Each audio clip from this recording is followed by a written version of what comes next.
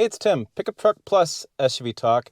Ever since I picked up this 2023 Chevy Silverado with the LZO Duramax diesel engine, all I've heard is, how does the emissions work? How does regen work specifically?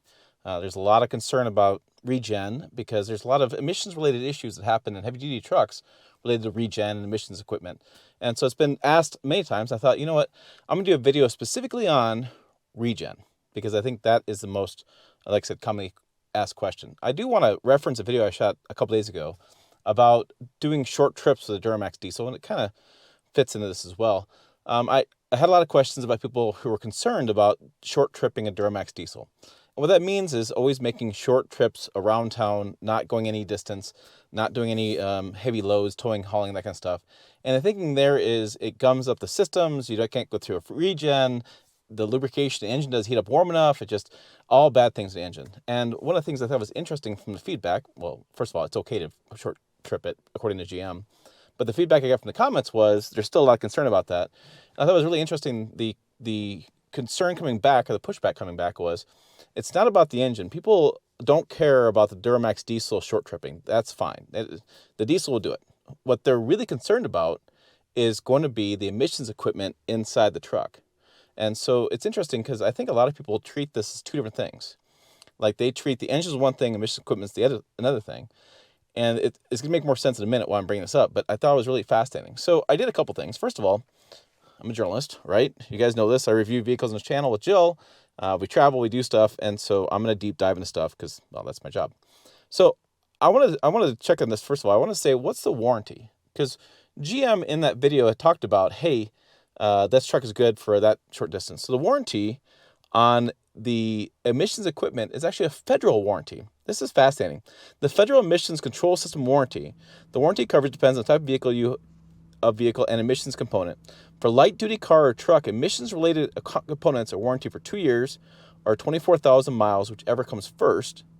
Select emissions-related equipment are warranted for 8 years or 80,000 miles, whichever comes first. Covered components include catalytic converters, engine control module, transmission control module, other diagnostic emissions critical electronic control units. Now, they have a stipulation that says if you're in California, California special, you get an additional year. It is 3 years, 50,000 miles, whatever comes first on the emissions equipment. So I think that just thought it was interesting. There's a lot of back and forth on this emissions stuff, and I thought that was interesting. So let's talk how does that impact this vehicle, and how does that impact for regen? Well, this is very fascinating, and I'm going to show you. I actually bought a Banks iPower device, which I'll show you this in a minute. It finally arrived. Finally, they shipped it fine. Anyways, the interesting part with this truck is in a regen process. John Barta, who's the chief engineer of this engine, is a small engine chief engineer, I forget his title exactly, John Barta. He was quoted in 4-Wheeler Magazine, and I guess I missed this, but it says, according to 4-Wheeler Magazine article in 2020, the Duramax diesel, the LM2, which is prior generation of this, and they're about the same, some minor changes for improvement for horsepower and torque, and some little bit more simplicity on this engine to make it more reliable, is basically your key differences. Unlike its big brother, the 3-liter Duramax diesel doesn't have a traditional diesel particulate filter. Basically, there is no diesel particulate filter on this truck. Hold on. The clean sheet design allowed engineers to combine the selective catalytic reduction system, the SCR, and the diesel particulate filter, the DPF, into one unit, which Barta's group referred to as a SCRF. And I swear he told me this. It's been 3 years ago, and that was COVID brain, all kinds of stuff going on.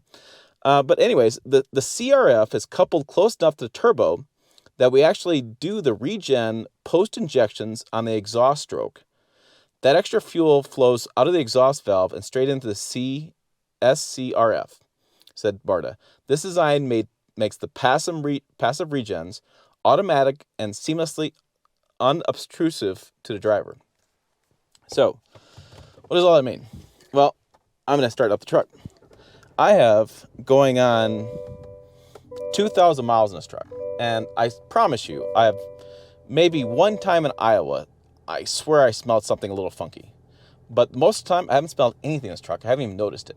Unlike the big brother Duramax diesel engines. There is no regen notification on the screen, and that's according from General Motors too.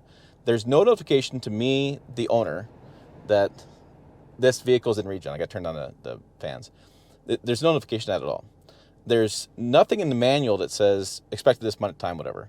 GM has told me when you have first 19,000 miles, you have regens more often. And there's some people in the comments that have really good information on why that is. Maybe I'll link to one above.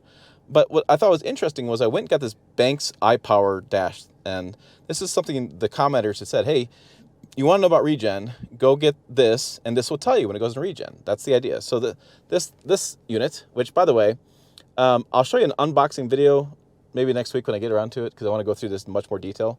But there's a clamp that goes on this that I didn't buy. It's on the way. I bought one today. It's $40. It'll be here.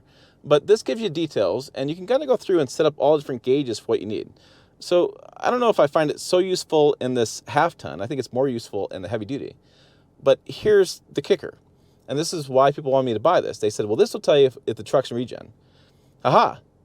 Not so fast.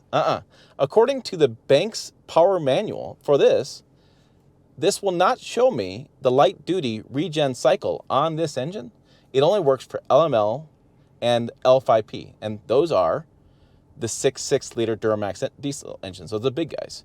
So this says in the manual, it won't show it. And I'll put that on the screen where it doesn't show. You can't show it. So, and I think the reason for that is they can't really detect what is in the SCRF, because there is really no regen process, and there's no DPF, and there's no soot buildup because it doesn't show any soot buildup on this. So I just find it all fascinating that the primary concern I'm hearing a lot is, you know, it's gonna go through regen a lot. You're gonna smell it. It's gonna be nasty smelling. You're gonna have all these problems with, you know, if you're in regen, you can't stop. You got to go drive another 20, 30 miles. Make sure it doesn't kick off.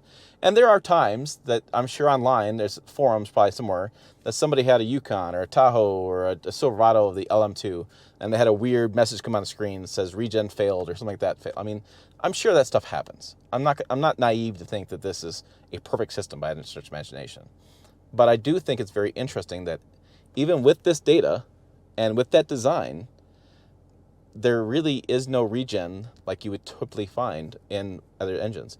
And I theorize that if more people knew this, and they knew the fuel economy, and they knew the better cost per mile than you would gas, I think, long term, if they knew the better driving dynamics, this thing is freaking a bullet, and how smooth and powerful and quiet it is, I think we'd have a changing opinion on diesel in the United States. But because of Dieselgate, because of the smelly diesels of the 70s and 80s, because of all the problems we have, and because I think a lot of times with the older diesels, we tend to make them really complex, right? It's what additive you're using, you know, what are you doing with oil, what are you doing with this, what are you doing with that, and they're trying to make, you know, they're really wanting to know all these detailed, deep dive information on the diesel, which is great for some owners.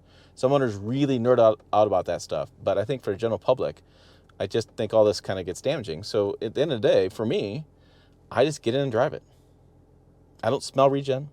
I don't give a crap about regen. I don't think about it. I just get in and drive. I short trip it. I long trip it. I'll tow with it next week. Hopefully I have a trip lined up. I just use the truck. And I think that's the best thing I can say about this Duramax diesel engine in this 3-liter diesel in this truck is that I just freaking drive it. I don't worry about any of that stuff. I'm not, and I've looked at additives online. Like there's a whole bunch of dark mystery stuff about this stuff. It's like remind me of some sort of chemist lab pouring stuff in, going, oh yeah, that'll be 5 more horsepower. I mean, I get all that stuff, but I just get in and drive it. Maybe I'll do more additives later because now I have a little more data. So I'm gonna, like I said, I'm gonna mount this, go for a towing trip, and I'll give you more details on this because this is really in depth though, and it's gonna take me a good week to figure out all the different features of it.